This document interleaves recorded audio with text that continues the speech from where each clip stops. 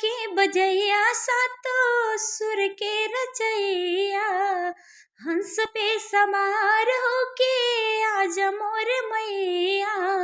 बेनती हजार करतानी सुनी है मैया श्रद्धा भवानी। बीन के बजैया सातो सुर के रचैया, हंस पे सवार होके आजा मोर मैया। जेकरा पे माई राउर कृपा हो जाला, ज्ञानी और गुणी बनी जग में पुजाला। जेकरा तू स्वर में समझलु माई, सुर सुर गम के वो दाता कहाए। मूर्खो भी बन जाला ज्ञानी सुनी है मैया श्रद्धा भवानी।